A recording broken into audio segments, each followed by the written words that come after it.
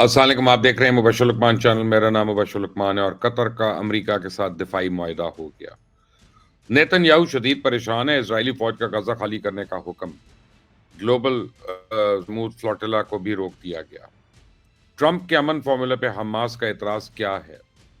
افغانستان میں mobile phone internet services جزوی بحال. پچھلے 72 گھنٹے میں وہاں پہ کیا ڈیولپمنٹ ہوئی ہے؟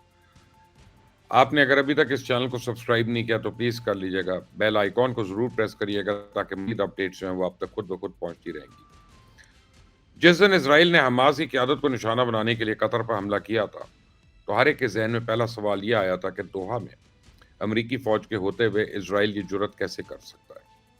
بہت سارے پاکستانی اس بات پر بھی ناراض تھے کہ امریکی فورسز نے اسرائیلی جارحیت کا منہ توڑ جواب کیوں نہیں دیا. کیوں انہیں لگتا تھا کہ الحدید ایئر بیس پہ ہزاروں امریکن فوجی قطر کی سلامتی یقینی بنانے کے لیے تعینات ہیں اور کسی بھی حملے کی صورت میں جواب دینا ان کا فرض ہے.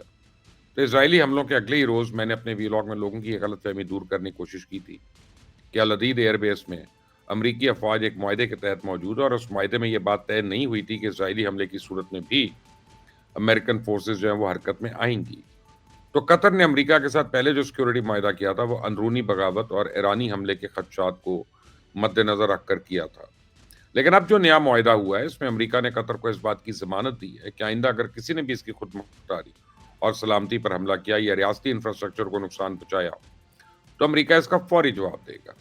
اور اس معاہدے میں خاص طور پہ یہ بات مینشن کی گئی ہے کہ حملے کی صورت میں امریکہ سیاسی، معاشی اور سفارتی سطح پہ قطر کا ساتھ دے گا اور اگر ضرورت پڑی تو ملٹری ایکشن بھی کرے گا. اور اس معاہدے کی دوسری خاص بات یہ ہے کہ اس میں قطر کے مصالحتی کردار کو تسلیم کیا گیا، یعنی قطر خطے کے تنازعات کو حل کرنے میں بدستور اپنا رول ادا کرتا رہے گا.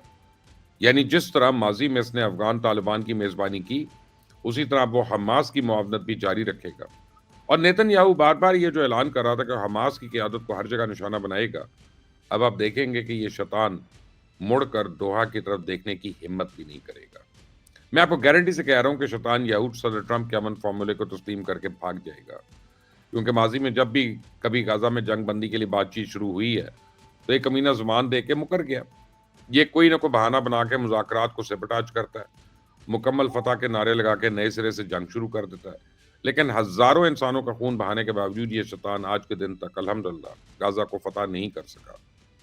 غزہ کے باسیوں نے ہزاروں جانوں کی قربانیاں دے کر اس درندے کے شیطانی عزائم خاک میں ملا دی ہیں.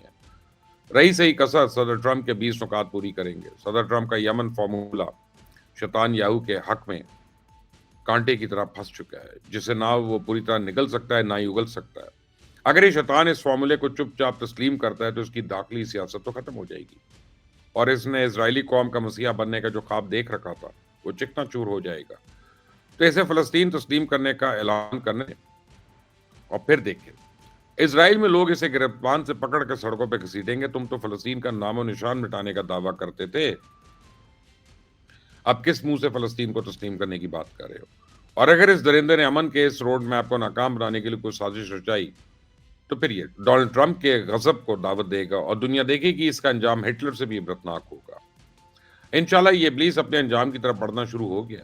اس سے پہلے ٹرمپ کے فارمولے پہ حماس کسی نتیجے پر پہنچے، اس سے پہلے نیتن یاہو نے غزہ پہ قبضے کے لیے اپنی آخری چال چلی ہے اور غزہ پوری پٹی خالی کرنے کا حکم دے دیا.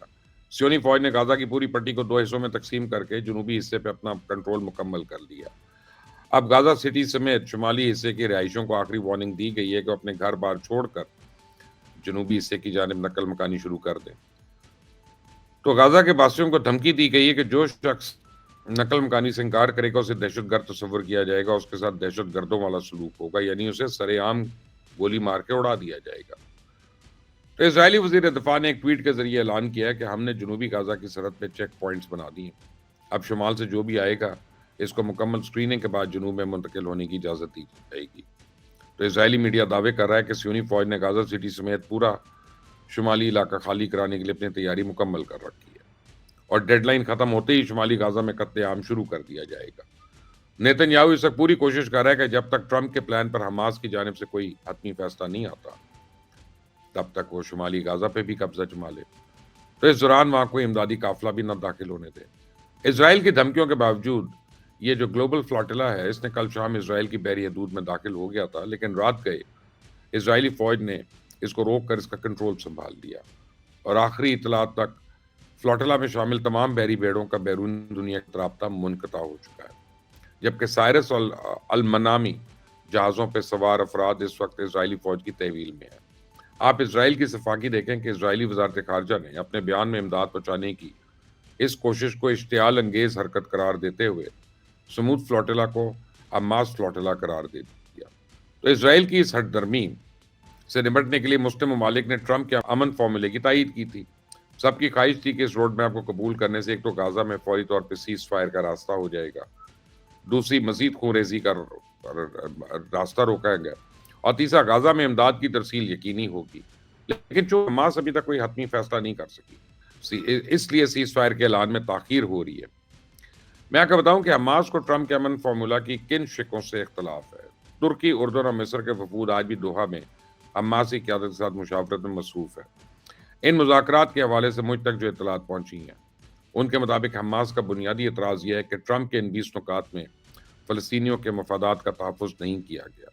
دوحہ میں موجود حماس کی قیادت ہتھیار پھینکنے کی شرط پہ بھی ہچکچاہٹ کا مظاہرہ کر رہی ہے۔ انہیں ایک تو یہ خطرہ لاحق ہے کہ ہتھیار پھینکنے کی صورت میں فلسطینیوں کے حقوق اور دفاع کی کون ضمانت دے گا۔ دوسرا یہ بھی خطرہ ہے کہ اگر انہوں نے ہتھیار پھینکنے کا اعلان کر دیا تو ہو سکتا ہے غازہ میں موجود عسکری قیادت اس فیصلے کو تسلیم کرنے سے انکار کر دے۔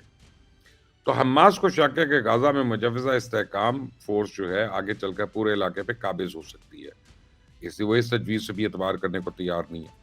تو حماس کے تمام تر تحفظات کے باوجود مصالحتی عمل میں شریک ممالک ابھی مایوس نہیں ہیں۔ قطر نے بھی آج اس بات کی تصدیق کی ہے کہ حماس کے ساتھ مذاکرات خوش اسلوبی کے ساتھ آگے بڑھ رہے ہیں۔ خبر یہ ہے کہ افغانستان میں موبائل فونز اور انٹرنیٹ سروسز جزوی طور پہ بحال ہو گئی۔ پہلے مرحلے پہ ایئرپورٹس اور بینکنگ سیکٹر کو یہ سہولت فراہم کی گئی ہے۔ کابل انتظامیہ اگلے 2 سے 3 دن میں پورے ملک میں سروس بحال کرنے کے اعلانات کر رہی ہے۔ افغانستان کے مختلف شہروں میں سروس بحال ہونے کے بعد لوگوں نے سڑکوں پہ آگے خوشی کا اظہار کرنے کی کوشش کی، لیکن طالبان نے انہیں زبردستی روک دیا۔ کابل اور قندھار میں اس وقت ایک سکوت جاری ہے۔ اس سکوت کی ایک وجہ تو وادی پنجشیر میں شمالی اطاعت کی غیر معمولی نقل و حرکت ہے۔ دوسری طرف یہ بیان کی جا رہی ہے کہ طالبان کے سپریم رہنما ملا اخنزادہ کو اس بات کا ڈر ہے کہ وزیر داخلہ سراج الدین حقانی کسی بھی وقت بغاوت کر سکتے ہیں۔ تو بیرون ملک مقیم افغان صحافیوں کو یقین ہے کہ حقانی کی بغاوت کے ڈر سے افغانستان میں انٹرنیٹ اور موبائل سروسز بند کی گئی ہیں۔ اب ان دعووں میں کتنی حقیقت ہے اور کتنا فسانہ، میرے خیال میں اگلے چند روز میں سب کچھ سامنے آ جائے گا۔ اللہ تعالیٰ پاکستان اور پاکستانیوں کو اپنی امان میں رکھے۔ Until the next time, اللہ حافظ۔